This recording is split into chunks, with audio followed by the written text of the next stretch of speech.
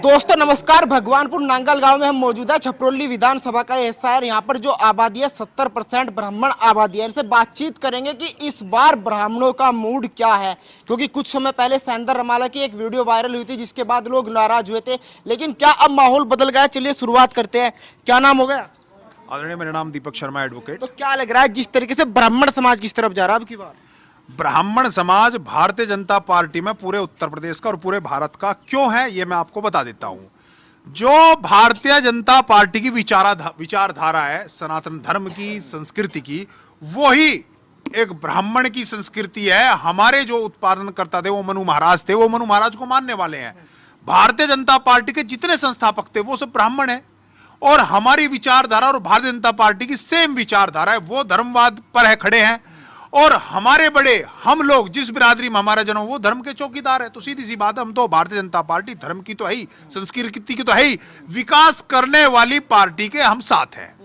लेकिन एक video viral हुआ था कुछ समय पहले सैंदर जी का, कुछ लोग नाराज हो गए थे क्योंकि भाई गलत कह दिया ब्राह्मणों के बारे में। तो जी, सहेंद्र जी ने तो कोई गलत नहीं कहा था। उन्होंने कहा कि मैं ब्राह्मण नहीं हूं, क्योंकि ब्राह्मण तो होशियार आदमी होता है, ज्योतिषी देखने वाला होता है। ज्योतिषी चार्य वही होगा जो गणित में उत्तीर्ण होगा, जो गणित में होशियार होगा। गणित से तो ज्योतिष चलता है। बस गड़बड़ थोड़ी सी वहां हो गई थी, कुछ नौजवान पीछे खड़े थे, उन्हें इतना पता नहीं, तो उन्होंने तालियां बजा दी। इसलिए ब्राह्मण समाज को रिएक्शन होगी, उनके तहसील में इधर उधर कुछ हुआ, उन्होंने थोड़ी देर बाद उस पर अपनी गलती मान ली। जो आदमी गलती मान लेता तो समाज उसे माफ कर देता है।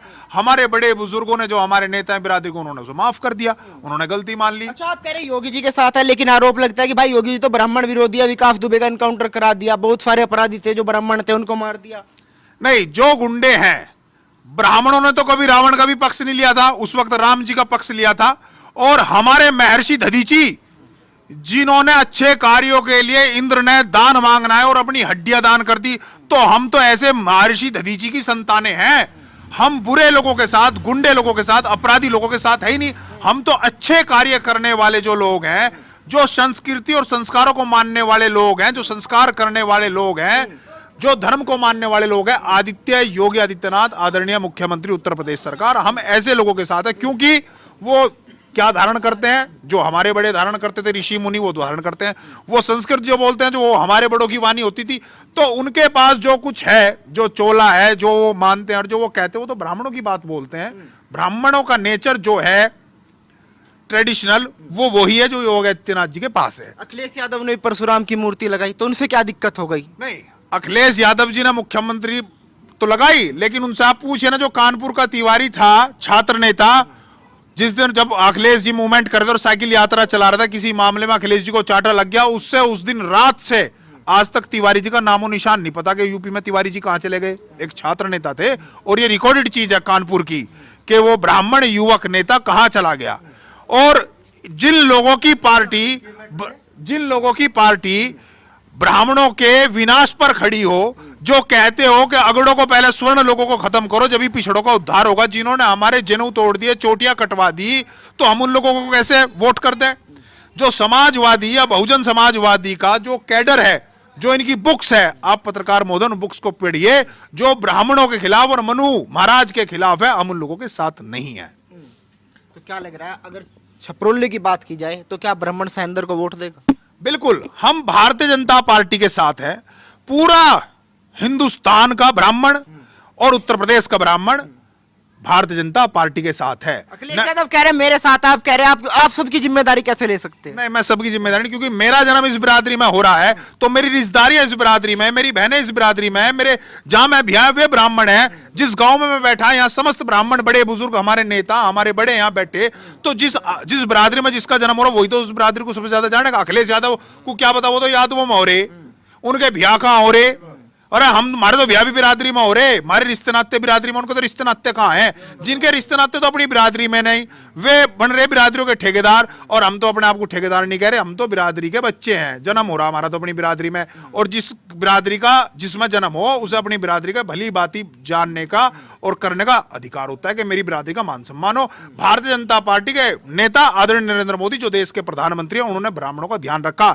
जम्मू कश्मीर में 90 और 92 के दौरान जो ब्राह्मणों पर अत्याचार हुए, जो काटे गए, मारे गए, कांग्रेस भी यही थी और सारे नेता यही थे। आदरणीय नरेंद्र मोदी जी के अलावा उनके बारे में किसी ने सोचा क्या? 35 और धारा 370 जो हटाई, जो नरेंद्र मोदी जी ने हटाई, जो भगवा जम्मू कश्मीर श्रीनगर में चौक पर लहराया गया तिरंगा, वो आदरणीय नरेंद्र मोदी जी ने लहराया। अगर संसद के अंदर कोई ब्राह्मणों के बारे में बात करता है, पुनर्वास की बात करता है, वो भारतीय जनता पार्टी के लोग करते हैं, और तो कोई पार्टी करती नहीं है। अच्छा, आज अखिलेश यादव और जयंत चौधरी की रथ यात्रा भी आपके यहाँ से निकल के जा रही है, लगता नहीं असर होगा? नहीं, क्या असर होगा? जो एक विचारधारा से उनसे जुड़े हुए लोग हैं, जो एक विशेष पार्टी के भाई, उनका राष्ट्रीय लोक दल बागपत और मुजफ्फरनगर विपक्ष में है, तो उनकी भूमिका, उनके साथ लोग हैं 4-5 लाख जो उनकी पार्टियों ने वोट मिली, स्वर्गीय चौधरी अजीत सिंह अब स्वर्ग सुधार चुके हैं, 5 लाख वोट मुजफ्फरनगर में उनको मिली है, 5 लाख लोग जयंत चौधरी को वोट मिली है, तो वो लोग तो उनके साथ रहेंगे जो एक विचारधारा से जुड़े लोग हैं, जो भारतीय जनता पार्टी की विचारधारा से जुड़े लोग हैं, वो भारतीय जनता पार्टी में रहने हैं। अच्छा, योगी जी क्या कह गए हैं कि कुछ लोगों की गर्मी शांत नहीं हुई है, 11 मार्च के बाद शांत हो जाएगी, लेकिन कुछ लोग कह रहे हैं कि मुख्यमंत्री को ऐसा नहीं बोलना चाहिए। नहीं, ऐसा है, गर्मी तो जो सक्रिय होगा, जो दौड़ेगा, जो मिल्खा बनेगा, गर्मी तो उसमें होगी ना। आदरणीय योगी आदित्यनाथ जी तो एक्टिव है, सक्रिय है, प्रदेश के अंदर विकास करा रहे हैं, आदरणीय नरेंद्र मोदी जी विकास करा रहे हैं, तो गर्मी तो वही होगी ना जो खेत में काम करेगा, जो विकास करेगा, जो अपने डांगरों को नियार करेगा, जो इंफ्रास्ट्रक्चर प्रदेश के अंदर खड़ा करेगा, वो है आदरणीय नरेंद्र मोदी जी। दूसरी बात, मैं और एक बात बता रहा हूं, इंफ्रास्ट्रक्चर और विकास की बात आ गई। अखिलेश जी, मायावती जी, नोएडा एक औद्योगिक क्षेत्र है, और मायावती जी की टाइम में 2007 में एशिया की सबसे महंगी प्रॉपर्टी नोएडा के अंदर बिकी, लेकिन क्या आदरणीय जो उस वक्त तत्कालीन मुख्यमंत्री थी मायावती जी, क्या नोएडा के अंदर आई?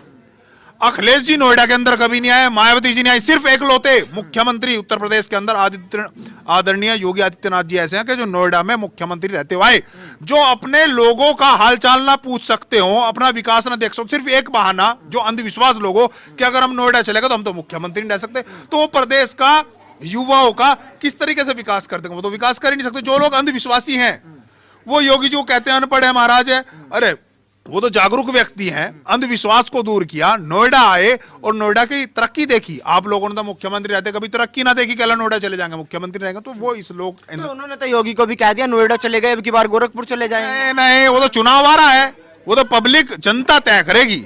अखिलेश और मायावती इस चीज को तय नहीं करते, ना नरेंद्र मोदी जी तय कर सकते, ना योगी जी तय कर सकते, वो तो हम लोग जो जनता है, जो यहाँ बैठी है, जनता तय करती है। वो कौन है तय करने ना करने वाले? और अभी 2019 में चुनाव हुए, गठबंधन था, सारे सब लोग एक जगह थे, महागठबंधन, गठबंधन भी नहीं, महागठबंधन, बहन जी थी, अखिलेश जी थे, चौधरी साहब थे, कांग्रेस एक जगह थी, चारों पार्टियां एक जगह थी। नतीजा पत्रकार महोदय आपके पास है, देख लीजिए।